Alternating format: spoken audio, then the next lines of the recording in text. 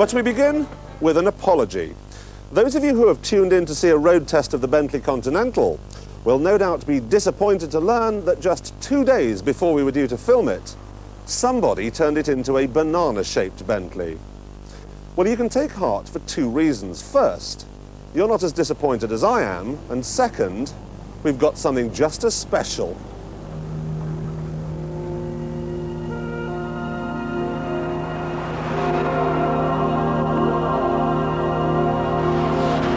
If I were to give you unlimited money, what car would you buy? Ferrari, no doubt about it. A red Ferrari.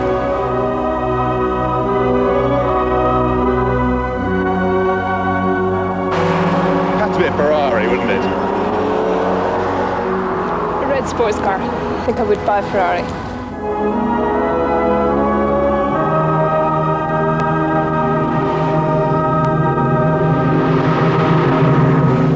Had to be a Ferrari, wouldn't it?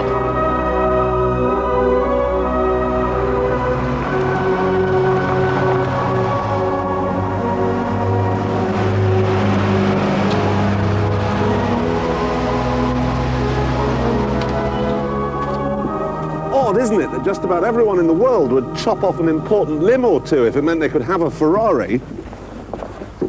And yet the so-called experts, the people who write about cars like this in the motoring magazines, are forever telling us that you could never live with one on a day-to-day basis, that its fiery Latin temperament would be all too much after a while. Well, that may be the case with the F40, but what about the 348 here? It only costs a miserable £76,000. Surely you could live with one of these every day of the week. Well, there was only one way to find out, and yet again I had to sacrifice myself in the name of this programme. I had to drive around in this for a week.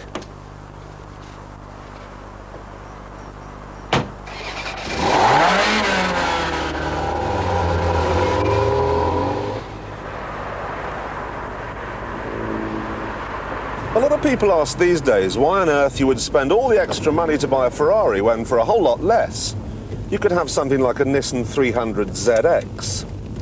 They'll tell you that it's every bit as fast, that it's just as striking, and that it's a whole lot easier to drive, and they're right. But a Nissan 300 is not a piece of motoring folklore.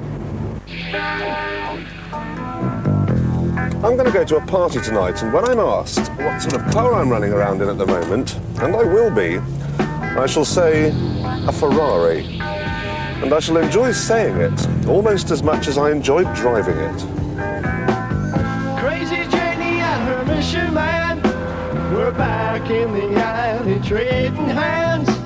Along came Wild Billy with his friend G-Man, all building up on Saturday night.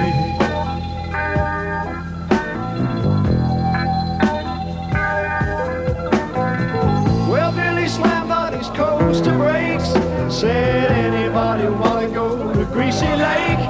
It's a mile down on the dark side of Route 88. I got a bottle of rosé, let's try it. It's time, and you've got to stick to orange. By the time we made it up to Greasy Lake. No, it's a 3.4. You see, that's got a 3.4 litre, 3.2 litre V8 at 90 degrees. It didn't have a catalytic converter. Now mine, it's got a catalytic converter. The old one, the old 328, that never had a catalytic converter, so it means I can be green and fast. And she kissed me just right like a woman in Japan.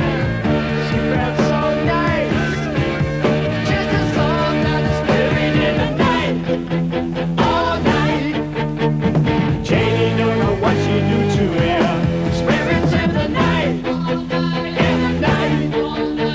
stand right up and let her shoot through here.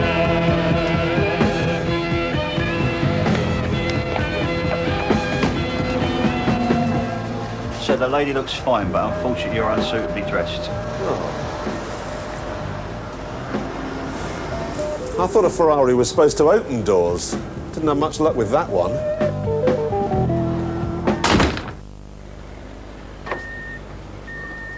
In a morning, you'd probably expect a Ferrari to be harder to coax into life than Lazarus, or a nightclub bouncer.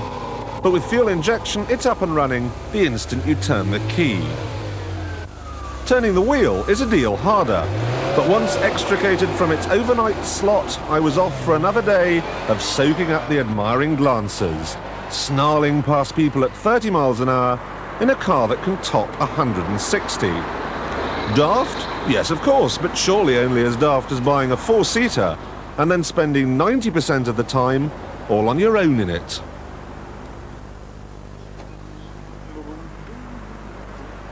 You could certainly never accuse the 348 of wasting space. Now, I fit just fine, but Yuletide foliage, well, that's another story.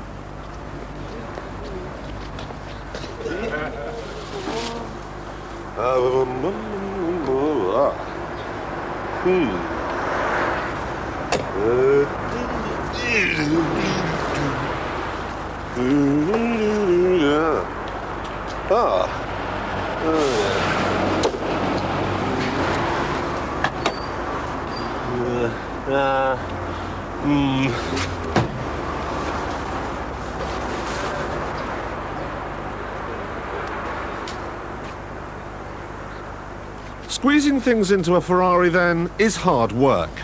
But squeezing the Ferrari through things is not as hard as you might imagine. The visibility's good, but from time to time, I did wish other drivers would give it a wider berth. Mainly because if it had been damaged, someone would have come and taken it away.